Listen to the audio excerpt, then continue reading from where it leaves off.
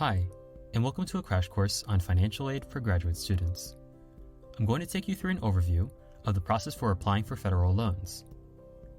First off, it's important to start with what type of federal aid is available to graduate students and how it's awarded. Graduate students are eligible for federal loans from the U.S. federal government. These loans are offered based on a total cost of attendance budget, rather than a need-based calculation most commonly associated with undergraduate federal aid. A student's cost of attendance budget is the maximum amount of financial aid that they are eligible to receive for their academic year. This budget cannot be exceeded. The cost of attendance budget includes direct and indirect expenses. Direct expenses are items that will appear on the student's bill, such as tuition and fees.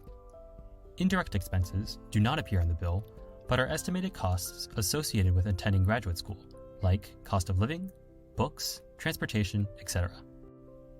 Sample cost of attendance budgets for our graduate programs can be found on our website at finaid.georgetown.edu/graduate/aid by program. While reviewing these budgets, some of you may be wondering why the budget is so much greater than what the cost of tuition may be for the academic year. Just remember that these are the indirect expenses that are estimated for students. Your financial aid package will come as an offer and give you a chance to accept, reduce, or decline the offer depending on your individual circumstances. But we'll get to your offer in a few minutes after we explain what types of aid and loans make up your cost of attendance budget. Whether an aid package includes federal loans, private loans, merit-based scholarships, outside resources, or other resources, the sum total of the aid can only equal the cost of attendance budget. Two examples of aid packages are provided as a guide. As you can see in example A, this student is not receiving any merit-based or external scholarships. They are eligible for a maximum amount of $82,280. Since the student is not receiving any scholarships, our office is able to offer the maximum amount of federal loans, a federal direct unsubsidized loan, and a federal direct graduate plus loan. I bet at this point, your head may be spinning, wondering what in the world is the difference between these two loans. Let's get started with their similarities. Both the federal direct unsubsidized loan and federal direct graduate plus loan require a student to remain in a half-time status, as defined by the university registrar, in order to be eligible for the loans. Second, both loans begin accruing interest at the time of disbursement to a student's account at the university.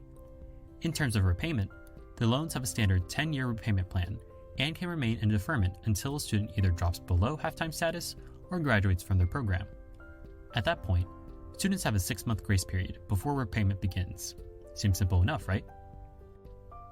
Now, let's get to where the federal direct unsubsidized loan and federal direct graduate plus loans differ.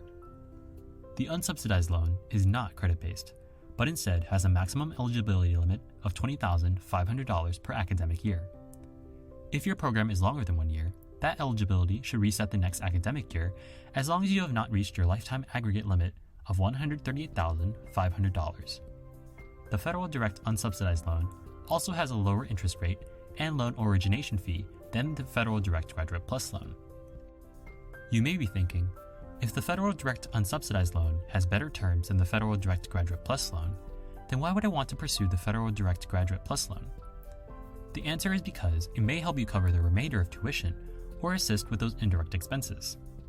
The federal direct graduate plus loan does not have a hard eligibility cap like the federal direct unsubsidized loan. It is restricted by the total cost of attendance budget and a credit check through the Department of Education. As long as a student's credit is approved by the Department of Education, they are eligible for the federal direct graduate plus loan. To make things easier, please review the side-by-side comparison of the two federal loan options.